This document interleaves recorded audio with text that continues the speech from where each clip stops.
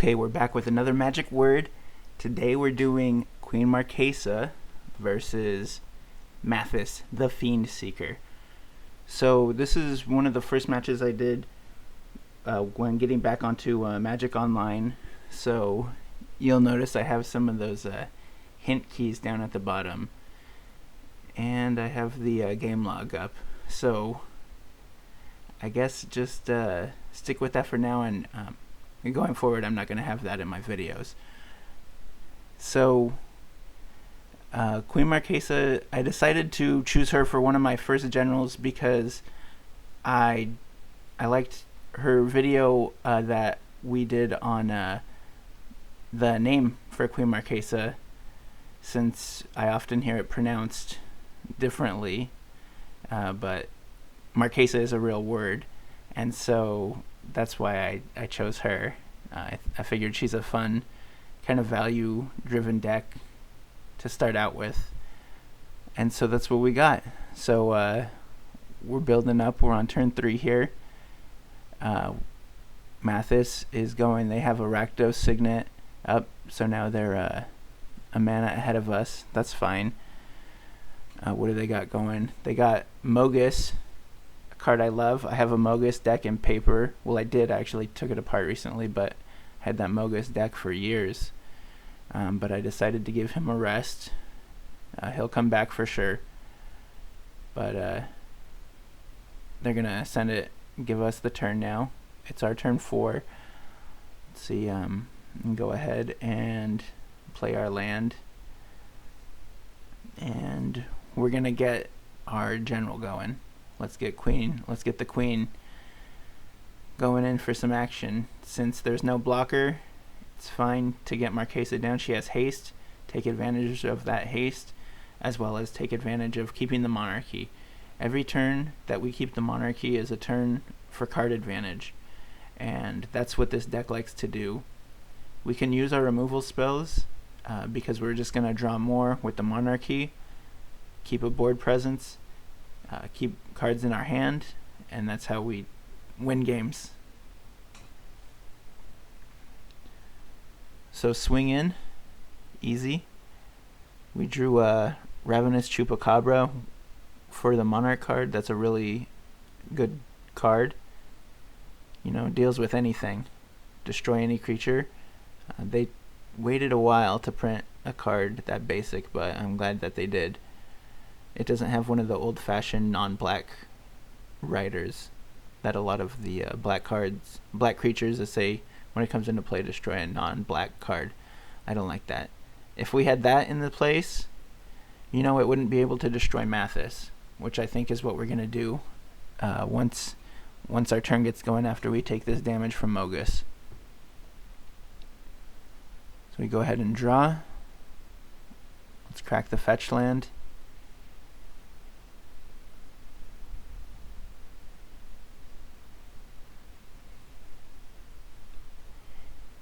And I am, I'll say I am new to Magic Online, so it does take me a little bit to get used to the user interface here, but as I keep playing, I hope to get faster and more entertaining for y'all.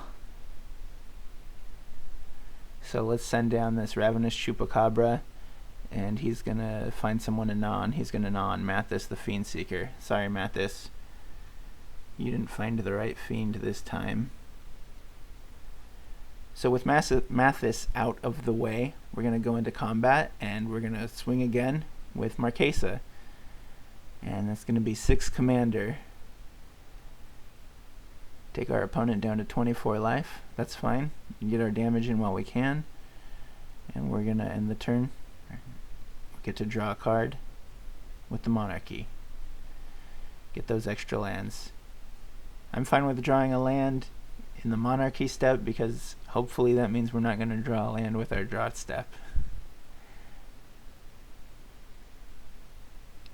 Okay, that was actually a quick turn for the opponent. They didn't do anything. They passed it back. So it's back to us. We're going to pay that 2 life because we don't want to sacrifice any creature to Mogus right now. We're going to play our land, and then we're going to get, I think, right now we're actually going to get down Divine Visitation. So Divine Visitation is an enchantment. Whenever any token creature that we would have come into play, instead of it being itself, it's actually going to be a 4/4 Flying Vigilance Angel. So there are some tokens in this Marchesa deck. You know, it is a little bit of an aristocrats, little tokens that add up for value.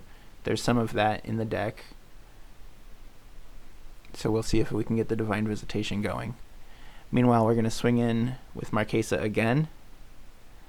They might have had a combat trick there since they have full mana up available, but they didn't, so I'll take that damage. On their turn, they're going to play Mathas again. Okay. He's back for more, seeing if he can find a fiend. This time he's going to put his bounty counter on the Ravenous Chupacabra. The bounty counter says whenever the creature that has a bounty counter dies, every opponent of that creature gets to draw a card and gain 2 life. So it could kind of play differently in a multiplayer versus when you're playing in a one-on-one.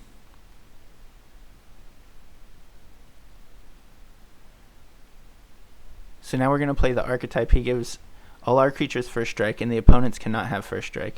And this creature is sometimes overlooked, but I like it in Marchesa because she has she has Death Touch, so giving her first strike is really good because it means she can swing in and anything that blocks her will just die. I like that it's also a 3-drop, so we can go turn 3 archetype, turn 4 Marchesa, and really get aggressive. Now we're going to play Tybalt, the Rakish Fiend from War of the Spark. He has a passive ability that opponents can't gain life. And I really like that because I don't want people to gain life. I want them to stay at a low life while I'm aggroing them out. And so, before I pass the turn, we made a devil that does 1 damage when it dies. But because of Divine Visitation, that got turned into a 4/4 Flying Vigilance Angel. So that's worth it for his minus.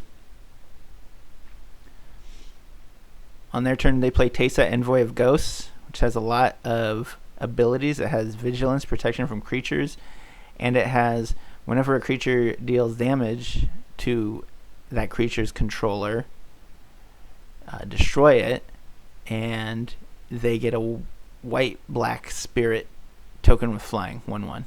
So that's a lot, which is it's worth it since that costs 7. It costs 7 mana total, converted mana cost. So it's a big investment. So what we're gonna do now is make another token, and I think usually I would leave Tybalt with some loyalty so he can maybe take a few hits, but because we have the Divine Visitation now, I think it's fine to allow him to make those tokens. Since they have Flying and Vigilance, they're going to act as defenders for him anyway, so he doesn't need the loyalty himself. So now we're going to swing in. We're going to swing in with Marchesa and the first angel. And Marchesa, she has the first strike and Death Touch that I was talking about, so we're going to swing in with that. And at this point, I don't realize it yet because I am recording after I played this one. Some of these videos I'm going to record live while I'm playing, and some I'm going to do voiceover after. And this one I'm recording after, and I'm going to tell you that I forgot that Teysa has protection from creatures.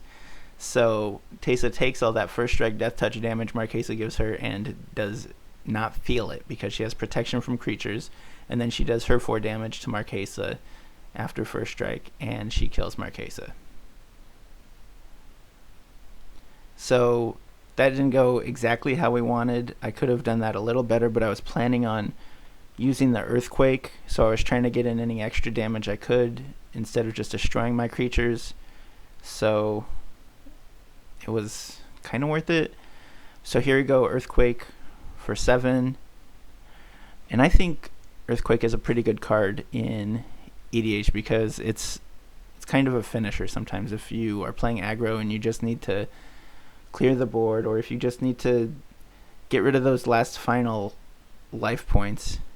Earthquake can get you there. So the opponent's left with a 1/1 white-black Spirit Flyer, and we have our 4/4 Flying Vigilance Angel. So I think we got the better end of that deal at the moment. The Earthquake took us down to 12 life and took the opponent down to 7. So we're getting near the end of the game. The opponent's going to play a Curse of Death's Hold. So this is a curse that's going on us. It's going to say all our creatures get -1/-1. So our angel is going to be a 3/3 now instead of a 4/4. And that's fine. We're going to take this 2 damage from the Mogus. And now it's time to play a land.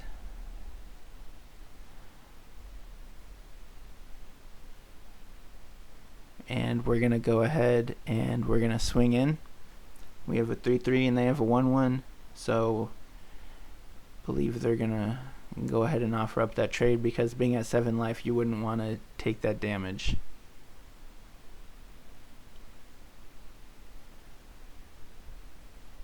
So we go through combat and yep, they went ahead and blocked. Now we're going to play the Cloud Goat Ranger. So this is a 3/3 giant. When it comes into play, you get 3 1/1 white Kithkin soldier tokens. But because we have Divine Visitation out, those 1/1s are all going to be transformed into 4/4 Flying Vigilance Angels. So I'm really excited about that. I don't have Divine Visitation in paper. It's a little too pricey at the moment, so I've not been able to play with it much. Playing with it on Magic Online, it is fun. It's a fun card. Getting to turn these tiny little tokens into angels is great. So the Cloud Goat Ranger has another ability that if you tap 3 Kithkins, the Cloud Goat Ranger gets 2/0 and flying until end of turn, which we don't have that ability now because we don't have Kithkins, we have angels, but that's worth it. It's worth it to have the angels.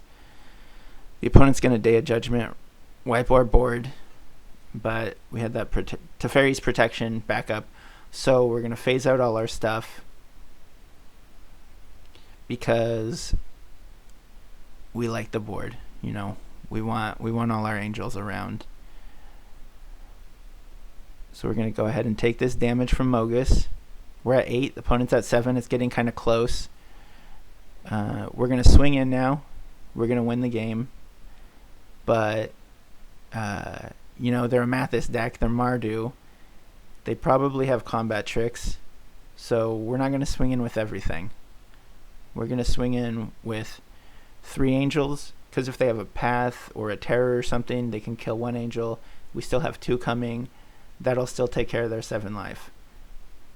We're not going to swing in with everything, though. And we're not going to swing in with just 2 because we do want to get that kill. They do have comeuppance, though. So that comeuppance says, for creatures, all creature damage, the creatures do the damage to themselves. So all the angels hit themselves. They kill themselves. Comeuppance also has an effect for other damage. So if, say I did an Earthquake and they did comeuppance on that, we would take that damage instead of them.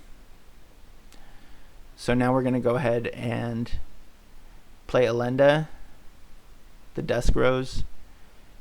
She'll help us finish up the game, and then we also have the Hunted Witness. So we're going to go ahead and play that, and then we will pass it over to the opponent.